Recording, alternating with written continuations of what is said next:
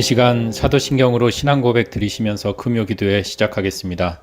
전능하사 천지를 만드신 하나님 아버지를 내가 믿사오며 그 외아들 우리 주 예수 그리스도를 믿사오니 이는 성령으로 잉태하사 동정녀 마리아에게 나시고 본디오 빌라도에게 고난을 받으사 십자가에 못 박혀 죽으시고 장사한 지 사흘 만에 죽은 자 가운데서 다시 살아나시며 하늘에 오르사 전능하신 하나님 우편에 앉아 계시다가 저리로서 산자와 죽은 자를 심판하러 오시리라. 성령을 믿사오며 거룩한 공예와 성도가 서로 교통하는 것과 죄를 사하여 주시는 것과 몸이 다시 사는 것과 영원히 사는 것을 믿사옵나이다. 아멘. 이 시간 우리 함께 찬송 드리실 때 찬송가 540장 주의 음성을 내가 들으니 이 시간 함께 찬송 드리시겠습니다.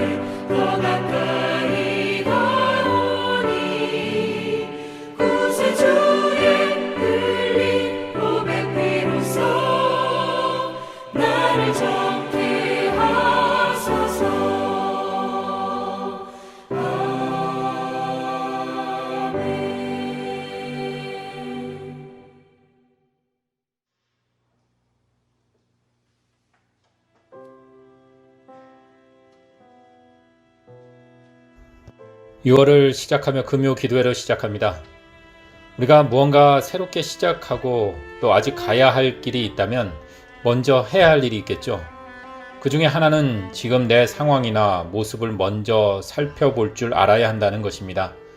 만일 우리가 저녁을 준비하기 위해 무엇을 먹을까, 또 저녁에 어떠한 음식을 새롭게 만들어 먹을까라고 할 때 먼저 지금 주방에 그리고 냉장고에 어떤 재료가 있는지 없는지를 먼저 살펴볼 줄 알아야 합니다. 우리의 삶도 그렇습니다. 이제 새롭게 6월을 시작하면서 새로운 시간을 맞이하는 이 즈음에 지금 내 삶의 자리를 되돌아보고 점검해 볼 필요가 있습니다. 그래서 오늘 이 시간에는 새롭게 시작하는 자림과 동시에 내 삶을 다시금 살펴보는 그런 복된 시간이 되기를 소망합니다. 우리를 일컬어 신앙인이라고 합니다. 이 신앙인이라는 것은 말 그대로 하나님을 신뢰하고 하나님의 말씀이 진리임을 믿고 따르는 사람을 말합니다. 그래서 더 구체적으로 우리 그리스도인은 예수 그리스도를 믿고 그분의 삶과 말씀이 참된 진리임을 믿으며 그 믿음대로 살아가는 이들입니다. 그래서 우리에게 믿음은 필수적이고 꼭 필요합니다. 그런 의미에서 오늘 이 시간 우리에게 늘 익숙하면서도 한결같게 다가오는 그 믿음을 생각해 볼까 합니다. 우리 꼭 그리스도인이 아닐지라도 그 사람은 참 믿을만해. 그 사람은 도대체 믿을 수가 없어 라는 식으로 일상생활 속에서 믿음이라는 말을 사용합니다. 이런 표현 속에서 믿음은 내가 생각하는 조건과 근거가 충족될 때 이루어집니다. 내가 보기에 믿을 만한 행동과 결과를 내지 못하는 사람을 보고 저 사람은 믿을만하다라고 이야기를 하질 않습니다. 다른 사람은 어떻게 생각하든 내가 정해놓은 조건과 근거에 만족할 때, 그리고 그 조건과 근거가 만족시켜질 때 비로소 믿음은 형성이 되곤 합니다. 또한 믿음은 강제성을 갖기도 합니다.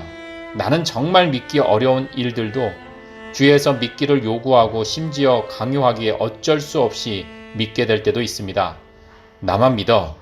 이번에는 확실해. 이번 한 번만 딱 믿어봐. 라는 식의 믿음이 있기도 합니다. 이렇듯 믿음의 모양은 참 다양한 형태로 나타납니다. 이렇게 일반적인 믿음의 모습이 신앙생활을 하면서도 공통되게 나타나기도 합니다.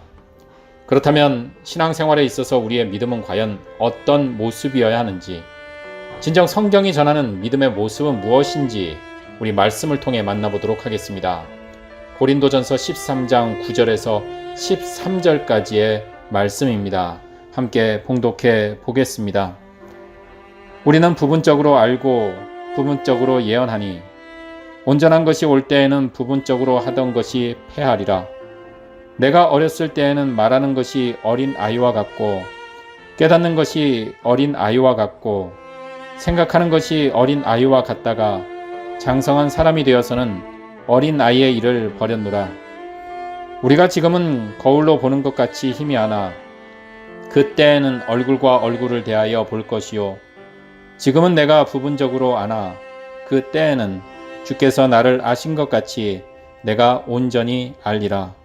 그런즉 믿음, 소망, 사랑 이 세 가지는 항상 있을 것인데 그 중에 제일은 사랑이라. 아멘. 고린도전서 13장은 우리가 사랑에 대한 말씀을 전할 때 많이 인용되는 부분입니다. 소위 사랑장으로 유명한 고린도전서 13장에서 전하는 이 사랑의 소개를 오늘 믿음을 대하는 우리들의 태도를 살펴보는데 잠시 인용하는 그러한 시도를 할까 합니다.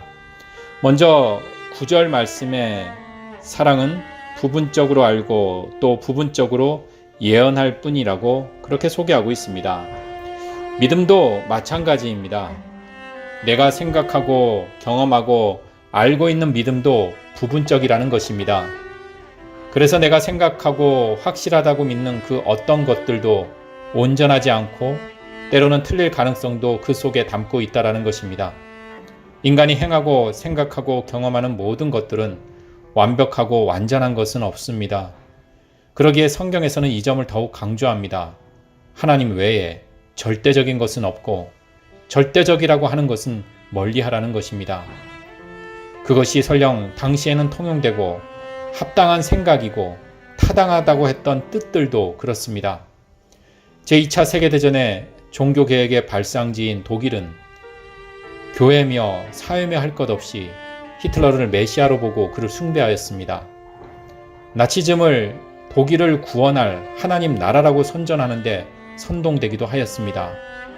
그리고 그렇게 믿고 그들은 행동하였고 또 동조하였습니다. 모든 것을 다 알 수 없다라는 그 사실, 우리는 부분적으로만 안다는 그 사실이 오히려 감사함으로 다가옵니다. 모든 것을 다 안다는 것은 어쩌면 재앙이 될 수도 있기 때문입니다. 모든 것을 다 안다고 주장하고 확신할 때 우리는 결국 하나님이 되어버리기 때문입니다. 그래서 너무나 쉽게 자신의 생각과 지식으로 판단하고 정죄해버리곤 합니다. 사도 바울이 사랑을 이야기하면서 부분적으로 안다는 그 사실은 역시 믿음에도 적용되어 우리가 무엇을 믿는다고 할 때 필요한 삶의 모습은 부분적으로 알기에 겸손하게 접근해야 한다는 것입니다. 우리 이렇게 기도해 봅니다. 주님, 우리가 주님을 믿고 따르는데 나의 독단과 편견에서 해방되게 하옵소서. 주님, 내가 믿고 있음을 자랑하고 세상은 믿지 못하고 나만 믿고 있음에 교만하지 않게 하시고 더욱 겸손한 마음으로 나의 믿음에 감사하며 나아가게 하옵소서. 우리 11절 말씀을 만나봅니다. 11절 말씀에서 계속해서 강조되는 말씀이 있습니다. 바로 어린아이 같다라는 것입니다. 이 말씀의 고백을 믿음에 그대로 한번 적용시켜 봅니다. 결국 우리가 믿고 있는 것들도 어린아이와 같다라는 것입니다. 여기서 어린아이와 같다는 것은 순수하고 맑다는 것이기보다는 유치하고 아직은 많이 미흡하다라는 것입니다. 어린아이의 특징 중 하나는 주변을 잘 인식하는데 어른보다 덜 민감하다라는 것입니다. 그래서 주변을 생각하거나 다른 사람을 생각하는데 조금 어려움이 있습니다. 아이가 배가 고프면 그냥 울고 보챕니다. 지금 엄마의 상태가 어떤지, 집안의 상황이 어떤지를 살피고 헤아리는 힘이 부족합니다. 결국 자기 중심적인 생각과 지금 자신의 처한 입장에 따라 그대로 행동하며 반응한다라는 것입니다. 우리의 믿음도 마찬가지입니다. 아직 우리의 믿음도 덜 성숙하고 타인의 생각할 그러한 능력이 아직은 자라지 않았다라는 것입니다. 11절 말씀에서 사랑에 대한 어린아이 같은 모습처럼 우리의 믿음도 어린아이 같다라는 고백을 해봅니다. 우리가 내 속에 있는 이 믿음과 그 믿음에 따른 행동이 어린아이와 같은 수준에 머물 수 있다라는 것을 보게 됩니다. 그러기에 완벽하다고 자랑하고 완전하다고 자만하면서 우리 타인의 형편이나 입장을 무시하는 것, 그것 또한 올바른 믿음의 모습이 아니기에 우리가 또 벗어나야 한다라는 것입니다. 자, 지금까지 이야기 나눈 것처럼 믿음은 완전하지 않고 또 불완전하고 온전하지 않고 때로는 지극히 자기중심적인 특징을 갖는다는 것을 함께 살펴보았습니다. 사랑에 대한 이야기를 통해 우리의 믿음을 되돌아보는 시간을 갖고, 자, 그렇다면 이제 다음 단계는 신앙인으로서, 특히 믿음이 강조되고 믿음이 중요한 우리 그리스도인으로서 우리가 해야 할 일에 대해서 생각해 보게 됩니다. 믿음에 대한 이야기를 우리는 지금 나누고 있습니다. 믿음에 대한 성경 말씀 중에 바로 유명한 구절이 있죠. 히브리서 11장, 소위 믿음장이 있습니다. 믿음에 대한 소개를 이렇게 하고 있습니다. 히브리서 11장 1절의 말씀입니다. 믿음은 바라는 것들의 실상이요 보이지 않는 것들의 증거니. 아멘. 바라는 것은 지금 곧 현재가 아니라 내일, 미래입니다. 믿음은 지금 내가 생각하고 고소하는 것이 전부가 아니라 아직 내 믿음의 범위를 넘어서고 아직 경험하지 않은 내일입니다. 곧 믿음이라는 것은 미래의 것을 지금 오늘 실상으로 만들어가는 과정이라고 할 수 있습니다. 믿음은 지금 내가 고수하고 믿고 따르는 현재가 아니라 미래를 향해 자라나는 것입니다. 마치 사도 바울의 고백처럼 말입니다. 빌립보서 3장 12절에서 14절까지의 말씀 봉독해 봅니다. 내가 이미 얻은 것도 아니요.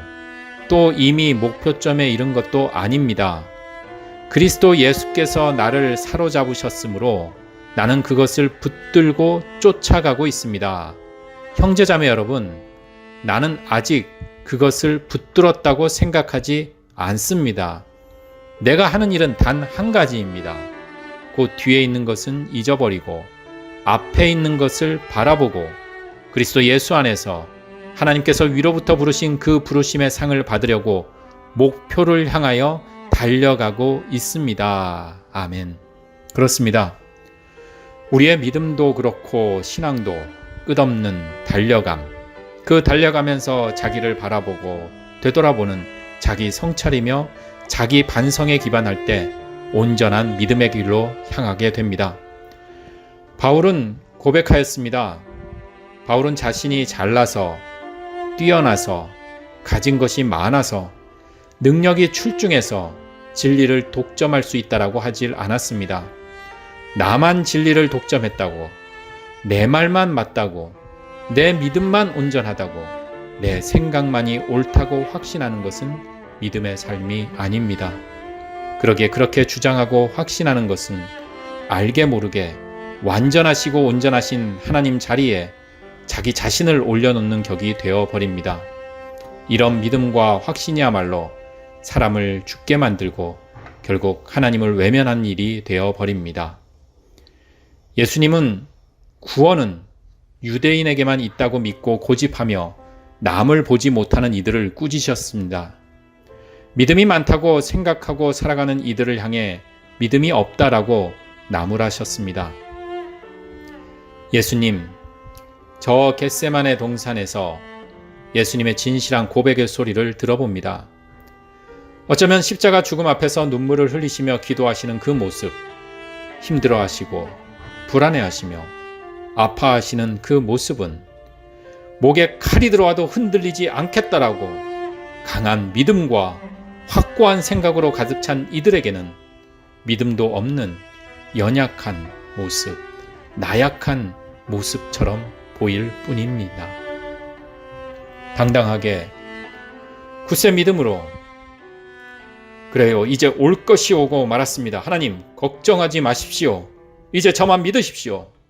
제가 얼마나 용기 있고 힘이 있는지 저들에게 본때를 보여주겠습니다. 저 로마 제국, 저 종교 지도자들이 벌벌 떨도록 용기 있게 맞서겠습니다. 하지만 예수님의 기도는 달랐습니다. 오히려 고난의 잔을 들지 않게 해달라고 눈물의 기도를 드렸습니다. 마치 확신도 믿음도 없는 것처럼 말입니다. 사도 바울은 예수님의 이 모습에서 참다운 사랑을 보았습니다. 옹졸하거나 편합한 믿음이 아닌 미래를 향하여 열린 무한한 가능성을 지닌 그 뜨거운 사랑을 보았습니다. 세상의 어떤 것으로도 우리를 그 주님의 사랑에서 떼어놓을 수 없음을 고백하게 되었습니다. 비록 우리가 알고 있는 것, 믿고 있는 것, 생각하는 것이 유치하고 희미하게 확실하지 않은 그 우리의 삶 속에서 바울은 완전하신 하나님의 사랑을 꿰뚫어 보았습니다. 마지막으로 13절 말씀을 함께 살펴봅니다. 그래서 그는 13절의 고백처럼 그렇게 삶을 살았는지 모릅니다. 그런즉 믿음, 소망, 사랑, 이 세 가지는 항상 있을 것인데 그 중에 제일은 사랑이라. 믿음이 불완전해도 이 사랑에서 우리를 끊을 수 없다라는 것을 믿음, 소망, 사랑, 이 중에 제일은 사랑이다 라고 말입니다. 사랑 없는 완벽하다고 자부하고 강요하는 믿음과 생각은 결국 온전하지 않다는 것을 말입니다. 우리가 생각하는 믿음, 우리 속에 있는 믿음, 우리 공동체가 지닌 믿음, 그 믿음이 하나님의 사랑과 만나는 6월이 되기를 소망합니다. 이제 이 시간 우리 함께 찬송하실 때 찬송가 546장 주님 약속하신 말씀 위에서 함께 찬송 드리시겠습니다.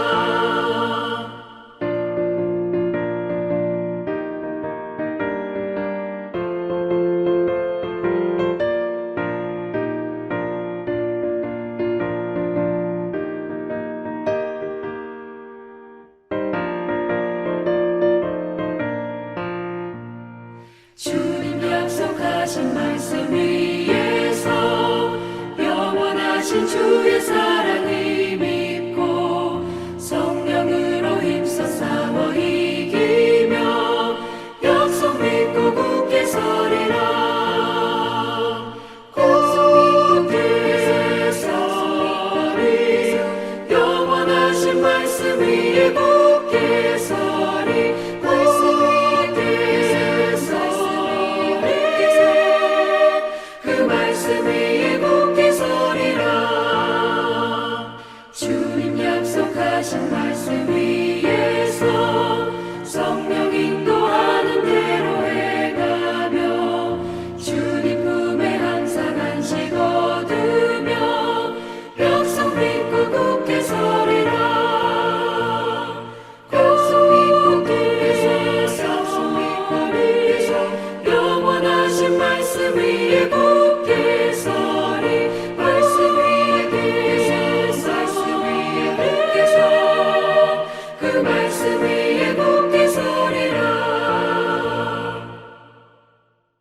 이 시간 우리가 기도하실 때 4가지 기도 제목으로 함께 마음 모아주시기 소망합니다. 첫 번째 기도 제목입니다. 우리의 믿음이 주의 사랑 가운데 거하며 날마다 성장하게 하소서. 아멘. 두 번째 기도 제목입니다. 우리 주변에 육신의 연약함과 마음의 상처로 아파하는 이웃들이 주의 사랑에 힘 입은 믿음으로 위로받고 치유되게 하소서. 아멘. 세 번째 기도 제목입니다. 믿음의 공동체인 우리 신사동 교회가 주의 사랑 가운데 믿음이 날마다 자라나게 하옵소서. 아멘. 마지막 4번째 기도 제목입니다. 이 나라 이 민족 그리고 온 세상 가운데 차별과 혐오 그리고 미움이 아닌 이해와 협력 그리고 사랑으로 나아가게 하소서. 아멘.